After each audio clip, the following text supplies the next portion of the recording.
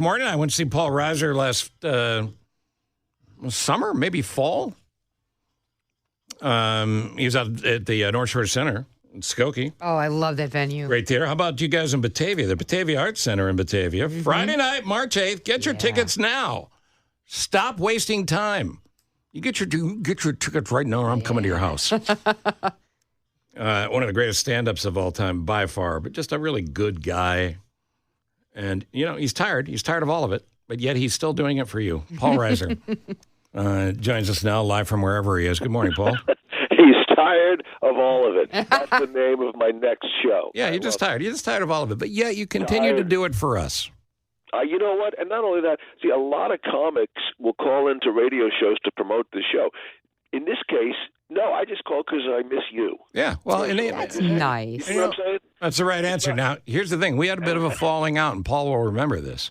Paul, as you know, lives with Helen Hunt in an apartment in New York. Uh-huh. And Richard Kind and I still occasionally drop by without letting him know first, and it can get a little awkward, if you know what I'm saying. So, but we worked it out. Didn't we? I mean, I think we worked it out. We did work it out. What's interesting is that that's all happening, and yet we're not even being broadcast. It's not on the air.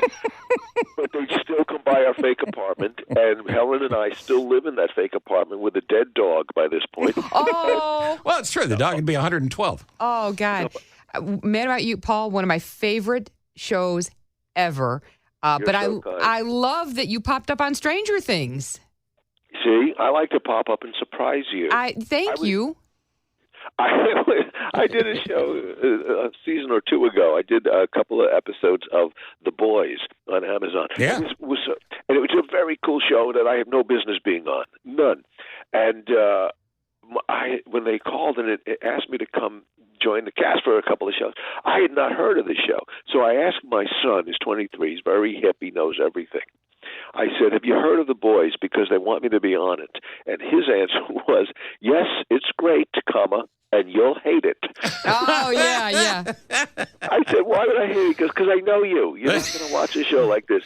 So I watched it. I went, oh, my God. It's like so over the top. It's great. It's fantastic. It's not the kind of show I would have watched, but it was a thrill to be on it. You know, the thing is, from Diner, Andrea, all the way through. And again, I know. It's Paul. He's tired. He's had it with it.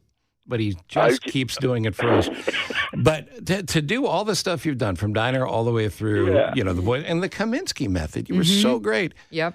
And he had to put on 100 pounds and wear Steven Seagal's ponytail while they were shooting that. Yes, and if you had seen Steven while we were shooting, he was bald and thin because I had all his weight and all his hair. Yeah, and then I gave it back when we were done. That's the difference. Nah, dude, you were great in that show. Listen, you're modest about it always, but you're a terrific actor. I hate to break it to you. No, well, that's why I'm calling, because I needed a boost. I said, you know what, I'm going to call Steve and Jay and find out how good I am. And also handsome, which you don't really appreciate on the radio. Well, let me ask Andrea. Is Paul one of your secret crushes? Andrea, yes. She's not anymore, but not so secret, but he always has been. Paul, I love you. Going back to Mad About You, one of the scenes with you and Helen Hunt, there were no words. You're sitting on the couch. She walks out with the toilet paper and the toilet paper holder, puts the toilet paper back. You just give her the best look, I think, in cinematic history. You're very good. You know what's so funny? More than any scene, it was a little, not even a scene that was like before the credits. Yes. It was like little teasers that we would do. Yeah. And I can't tell you how many people come over and go, you know what my favorite thing was? I go, was it the toilet paper? I go, yes. How about that? That's how funny you are. You didn't even say a word. Just the look on your face was classic. But that was one of those things that when we thought of, we did it, we came up with it. The reason that worked and the reason the show worked is like we would come up with things that nobody's ever talked about, but this is actually what's happening in the house between two people. Yeah. Well, but I was just going to say, the greatest elevator pitch I've ever heard, you told me that this was the pitch for the show that sold Mad About You. And it's what you're talking about. And that pitch is, if you can come up with a great elevator pitch, you probably get more than one meeting. It's 2 or 3 meetings in Hollywood before they blow you off. But the pitch for Mad About You, do you remember? Yeah, well, yes, but you tell me, because The pitch I'm talking about was, and I'm sure you told me this at some point, I don't remember if it was on the air or off the air, was Otherwise, you're hallucinating about me, and that's scary. So, yes, let's assume I told you. It's the conversation you have in the car on the way home from the party. Exactly. Yes. Well, that's the whole show. It's brilliant. That's the whole show. I had a good chat. I was hanging out with a buddy of mine today, this weekend, and I asked him. I said, "Well, what's going on with his wife? How are you guys?" He goes, "Well, it's just occasionally I say something, and then she gets irritated." I said, "Well, like what?" And he told me a story, and he said, "We were at a dinner with some friends, and they asked, and I said this about our kid, and then we got into the car, and she said, 'Why would you say that?' I went, 'You understand? That's how I pitched my show.'" Yeah.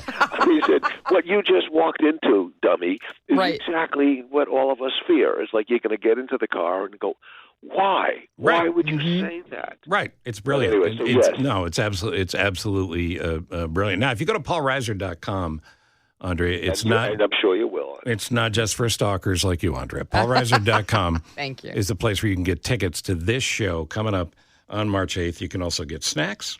You can get fitness and nutrition tips. I'll be bringing some pretzels for people and perhaps a cheese spread. So, yes, there will be snacks.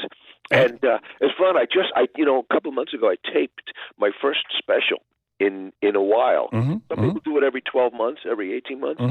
My last show was 1992. It was the last, literally 32 years. I like to spread them out because I don't want to overstay my welcome. Right. No overexposure for you, pal. No way. So now it's fun because I get to go out and try out some new stuff and break in the next special, which will be 104 years old when I tape it.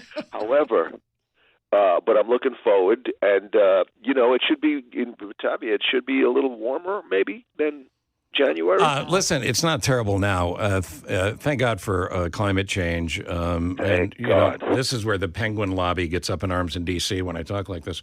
But it's 40 degrees today. It's going to be a little cooler, a little snowier the weekend. But no, it's going to be fine. March 8th, it could be 75 and sunny. Mm-hmm. I will look forward, and now that you've browbeaten your audience into going online and getting tickets for the lovely show, I think it's going to be a beautiful night.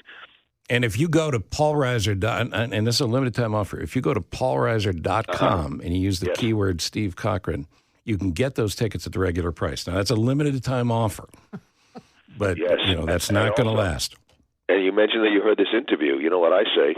Free cocktail napkins with every beverage. Right. Yes. Right. And that's the kind of thing he's doing for you because he's tired, but he's willing to do it for you. Tired. I have no idea how true that is, Steve. I am exhausted. And you know what time it is in L.A.? It's not even 2 hours early. It's actually like Saturday morning. That's how early. That's how early. Oh, wow. Hey, seriously? How bad was the rain for you guys? Did you float? I mean, did you get damaged? What happened? We didn't get float. We had a few leaks that we didn't know we had. But look at that! It's raining in the den. Uh-oh. And so we got So it was pretty extensive, and you go, oh, I think the gods are angry or something, or celebrating, because it was a little spiritual. It was a different kind of rain. You'd have to be old enough to remember this, and Paul and I are. But Albert Hammond had a hit in the '70s called "It Never Rains in Southern California," and if the man wasn't dead, they would have killed him this weekend.